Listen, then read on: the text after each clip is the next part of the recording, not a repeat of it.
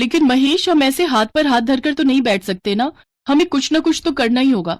लेकिन हम करें भी तो क्या? मैं ब्रेड पकौड़े बहुत अच्छे बना लेती हूँ, तो क्यों ना मैं ब्रेड पकौड़े बनाकर बेचूं। आइडिया तो अच्छा है, लेकिन मेरी तबीयत ठीक नहीं रहती, तो मैं तो तुम्हारी ज्यादा मदद नहीं कर पाऊंगा।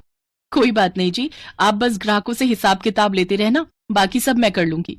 ममता के पति को हार्ट की प्रॉब्लम थी, जिसके इलाज के लिए ममता को काफी पैसे चाहिए थे। अपनी घर गृहस्थी चलाने और पति के इलाज के लिए पैसे इकट्ठे करने के लिए वो एक पुराना ठेला और जरूरत का सामान खरीदती है और ब्रेड पकौड़े बनाना शुरू कर देती है। आइए आइए, ताजा ताजा ब्रेड पकौड़े खाइए, खुद भी खाइए और अपने घर भी ले जाइए। साथ में शानदार धनिया पुदीने की हरी चटनी भी खाइए। बहन जी, मेरे लिए एक ब्रेड पकौड़ा बनाना तो। हाँ हाँ भाई साहब, ये लीजिए। कुछ ही दिनों में ममता के पास ग्राहक आने शुरू हो गए। अब उसके सामान का खर्चा निकल जाता था, साथ ही कुछ पैसे भी बच जाते थे, जिससे उसका घर खर्च चल जाता था। लेकिन वो इतने अच्छे पैसे भी नहीं कमा पा रही थी कि वो कुछ बचत कर सके और अपने पति का सही से इलाज करवा सके।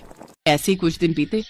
एक रोज ममता चटनी बनाने के लिए खेत में से हरा धनिया, पुदीना और हरी मिर्च तोड़ने जाती है, लेकिन उस दिन धनिया खेत में ज्यादा था नहीं।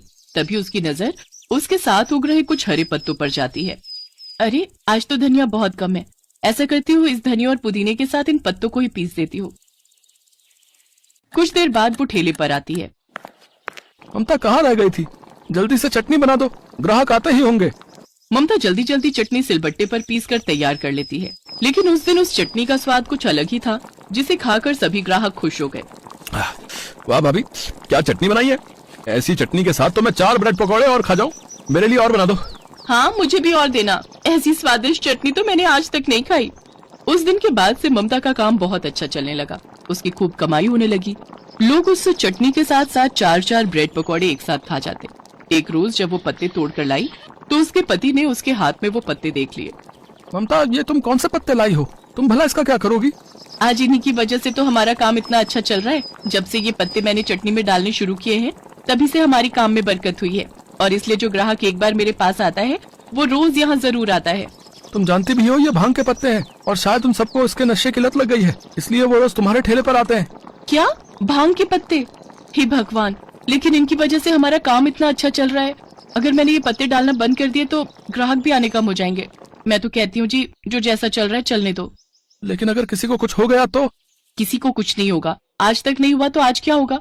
बस आप भी अपना मुंह बंद रखिए। एक रोज एक लड़का विनीत उसके ठेले पर आया और ममता से कहने लगा, भाभी, कल दूसरे शहर से मेरे कुछ दोस्त यहाँ आ रहे हैं। मैंने उनसे आपके ब्रेड पकौड़े और स्वादिष्ट चटनी की खूब तारीफ की है। आप कल 8 लोगों के लिए 3-3 के हिसाब से ब्रेड पकौड़े और चटनी बना देना, ठीक है? हाँ हाँ, आप चिंता मत कीजिए, सब हो जाएगा। अगले दिन विनीत अपने दोस्तों के साथ ममता के ठेले पर आता है।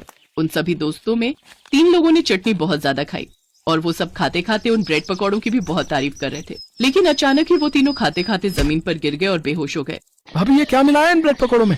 मेरे ये दोस्त बेहोश क्यों हो गए? मुझे कुछ नहीं पता। विनीत अपने दोस्तों को अस्पताल लेकर गया, जहाँ डॉक्टर ने उससे कहा, देखिए, इनके शरीर में कोई नशीला पदार्थ जरूरत से ज्यादा चला गया है, जिसकी वजह से वो तीनों बेहोश हो गए। विनीत पुलिस को बुलाता उससे पहले ही ममता पुलिस स्टेशन पहुंच गई और उसने पुलिस को सारी सच्चाई बता दी। साहब, मैं जानती थी कि आपको जब सच्चाई पता चलेगी तो आप मुझे पकड़ने जरूर आएंगे, इसलिए मैं खुद ही सरेंडर करने आ गई। मैंने बस मजबूरी में वो सब किया था। मैं तो बहुत कम मात्रा में भांग के पत्ते उसमें मिलाती थी, लेकिन उन तीनों ने चटनी जरूरत से ज्यादा ही खा ली, जिस वजह से वो बेहोश हो गए। दरअसल मेरे पति एक बहुत बड़े बिजनेसमैन थे और उन्होंने अपनी सारी जमा पूंजी शेयर मार्केट में लगा दी थी, लेकिन शेयर मार्केट में हुए भारी लॉस के कारण हम बर्बाद हो गए और हम सड़क पर आ गए। तब से हम यहीं एक झोपड़ी बनाकर रहने लगे और घर खर्च चलाने के लिए मैंने ब्रेड पकौड़े का काम शुरू कर दिया। साहब, मैंने लालच में आकर वो चटनी बनाई। हालांकि मेरा इरादा किसी को नुकसान पहुंचाने का नहीं था, लेकिन मैं जानती हूँ मुझसे गलती हुई है, तो आप मुझे सजा दे सकते हैं। अगर आप चाहती तो भाग भी सकती थी, लेकिन आपने ऐसा नहीं किया, इसलिए आपकी मजबूरी को देखते हुए मैं खुद जज साहब से आपको कम से कम सजा देने की दरखास्त करूंगा।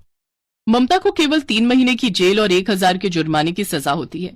जेल से छूटने के बाद एक एनजीओ वाले आकर ममता की मदद करते हैं, जिसके लिए वो उसे 10 लाख रुपए देते हैं। ममता उन पैसों से अपने पति का इलाज करवाती है, जिससे वो पूरी तरह ठीक हो जाता है। साथ ही वो अपने ब्रेड पकौड़े के काम को बड़ी ही ईमानदारी से चलाती है और उसमें किसी भी नशीले पदार्थ का इस्तेमाल नहीं करती। ग्राहकों की भीड़ अब फिर से उसके ठेले पर लगनी शुरू हो जाती है और उसका काम अच्छा चलने लग जाता है।